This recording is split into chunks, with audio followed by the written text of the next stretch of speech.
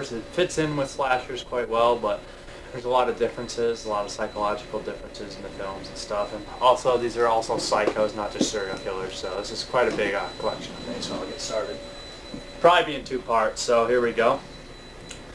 We have American Psycho, the Uncut version. It's a pretty classic movie. Not classic, but it's a pretty damn well good movie. I only got it for $5. I remember when it came out, I was pretty young and I saw it. I didn't care for it much. With the second viewing, it was a lot more entertaining. Christian Bale was completely nuts and did a hell of a job playing it. He really was a workout enthusiast, psycho, just had to be elite of the elite.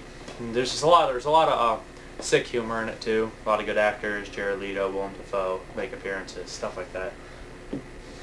Then we have Angst. This is like a killer vagina type movie. I didn't really know about it, but it sounded like she might have like a breakdown and go crazy during it. I had never seen it.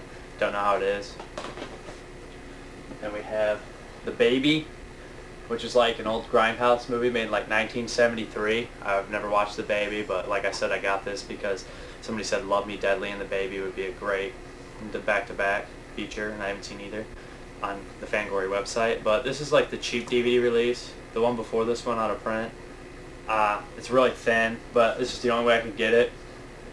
And I hear good things. I hear it's quite demented. Then we have Bad Boy Bubby. I've never seen Bad Boy Bubby. It looked funny and gross at the same time. It was recommended by a lot of things that I read, so I'm going to have to check that one out. I haven't seen it. And then we have Bloodletting, which is a serial killer movie. It's really low budget, but when I was a kid I loved it a lot, and I still love it a lot now. It's a temp video by, what is the guy's name? Matthew Jason Walsh, and I'd recommend it highly for this one. This is sort of like Natural Born Killers, but on a like independent, low budget scale. And we have Body Parts here. Body Parts I have not watched. It has Jeff Fahey in it. I always remember the case. And for one reason I thought this was going to be rare soon, so I picked it up. I don't know why. And then we have Clean Shaven. Clean Shaven's actually a pretty awesome movie. Clean Shaven's a well-made. You can tell they didn't have much money. It's an independent film, but they did a hell of a job. They didn't need a lot of money.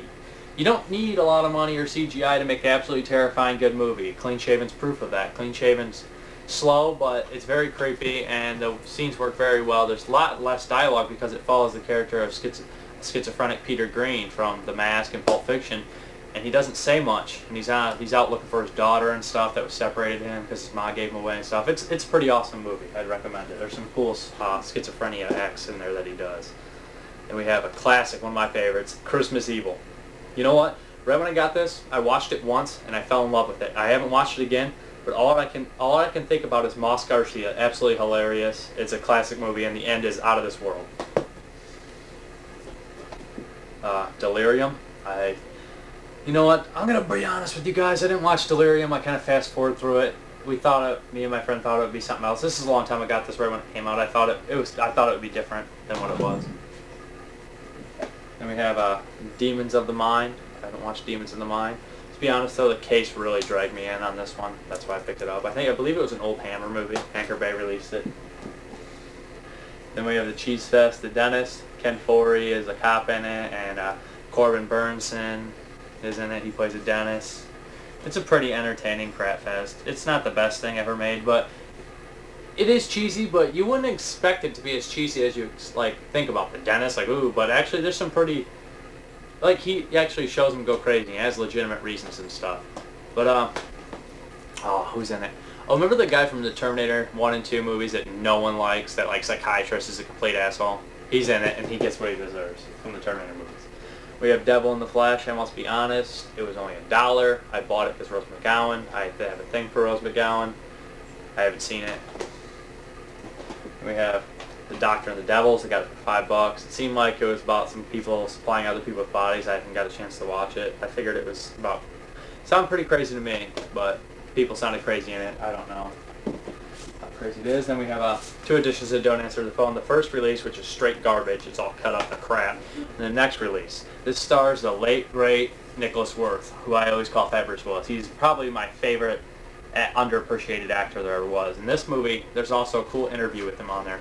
But this movie actually shows him how he could act more. He basically brought the character to life. I mean, the character, he said it was in the interview, he says it was a TNA movie, but Nicholas Worth really brought the movie to life. I'm going to say that he did almost, all the good lines were improvised by Nicholas Worth that were involving him. I would recommend that one for the performance of Nick Worth. Then we have The Edge of Sanity with Anthony Perkins. I couldn't get into this. I didn't see the whole thing. This movie, I think, tries to make like Dr. Jekyll and Mr. Hyde and like Jack the Ripper the same person. I've not seen it, the whole thing. Then we have Extreme Measures here. I remember watching this movie a lot on HBO when it came out and stuff like that. And I would recommend Extreme Measures. It's more of like a thriller, but I would consider Gene Hackman sort of a psycho character in it. Yeah, experiments on people and stuff, but don't want to be experimented on, trying to cure diseases and cure like paralyzation. It's a pretty good movie. I've always been a fan of Gene Hackman. Then here we have Feed, which is shot, I believe the director, he's got to be from my own hometown, Toledo, Ohio. I mean, the movie takes place in Sydney, Australia, and Toledo, Ohio, and he mentions Airport Highway and stuff like that. The director's Brent Leonard. He did Virtuosity, Lawnmower Man, The Dead Pit, Hideaway. This one's actually pretty disturbing and some sick stuff. It's like people are betting, like feeding fat women and getting off on that kind of stuff, like fat, hugely fat, obese people. It's a pretty awesome movie though. It's pretty. I recommend it. About like an internet scandal on there too and stuff. It's all weird. Then we have From Hell with Johnny Depp. I've never watched the whole thing. I don't know how it is. I did see part of it back in my drinking days, and it was like a delirium of weirdness. When I saw it, I was like, what the hell's going on? But I'm surprised I remember that much. I got this one for $4, Jack Ketchum's Girl Next Door. Now, The Girl Next Door is a movie that left me feeling angry, sad, and helpless. I must say that this is a genuine find here. This is a good movie. It's based off the book by Jack Ketchum, which I've never read any of his stuff. But after I saw this one, I went and watched another Jack Ketchum movie I had. But this one right here is pretty awesome. It's disturbing. It reminds me of Stand By Me, just really freaking demented. I'd recommend that. I think it's got to be based on a true story. I wouldn't bet. Yeah, inspired by actual events. It's a good movie. I recommend that one. Then we have The Little Girl Who Lives Down the Lane. I'm not sure if it even belongs in this group. It's more of a thriller. I don't know how it is. I've never seen it, but I just couldn't pass up on the case. I don't know how it is. And we have Hannibal, double disc. Hannibal's a classic, you know. You gotta remember those pig-eating things, the Ray Liotta brain scene. It's been a while. I seen it when it came out, but I remember it. I would pretty much, it's pretty decent. I would recommend it. It's no Silence of the Lambs, but not much is. And we have Hard Candy here. I have not watched Hard Candy. I know it's like one of those type films where like the victim becomes the torturer or something like that. And I hear it's pretty good. I hear it's a well-made movie and everything. I haven't watched it, so I don't know. Then we have Hatred of a Minute. It's a pretty low-budget thing here, released by Anchor Bay.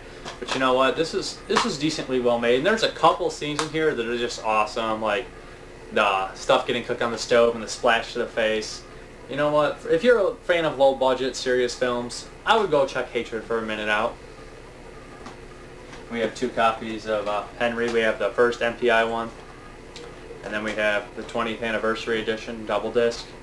I must say, this is a Switch thing. This is the cooler cover. The other cover is more like the first cover I showed you, but I must say Henry is probably my favorite serial killer movie and in my top 10 favorite horror films of all time. Michael Rooker plays an excellent Henry, and I must mention that Tom Tell's performance is one of my favorite performances ever on film. He is a complete and utter great dirtbag. He makes me laugh in a sick sort of way. And Michael Rooker is awesome too. He's soft-spoken, but one scary son of a bitch. We have High Tension here. It's the unrated one. I must say that this is a movie where the director focused more on style and special effects. I must say the special effects are awesome by Gianni Di Rossi. He's like a king of special effects. But I must say that the director focused more on style and forgot to cover up his riddled plot hole movie, because they make the twist so simple that you guess it right away, and then they make it so unsimple because all those things couldn't have happened because it doesn't make any sense. But then they still put the ending on the end. But I'd recommend it for style and like special effects. Then here we have the original Hitcher by Rutger Hauer.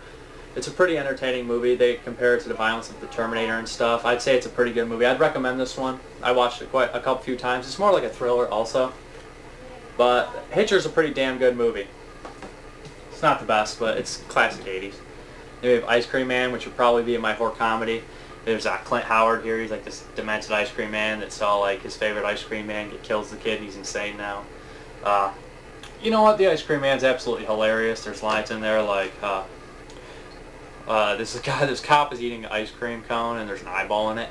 And he's eating it, and he doesn't notice it for some reason. And the ice cream man says some stupid pun or something, and the guy's like, "You're a clever one, ice cream man. You're a clever one." And it's just, the way you watch the scene is absolute crap, and it's hilarious. And then we have here, In a Glass Cage, which I'd recommend. It's like an Art Shocker film.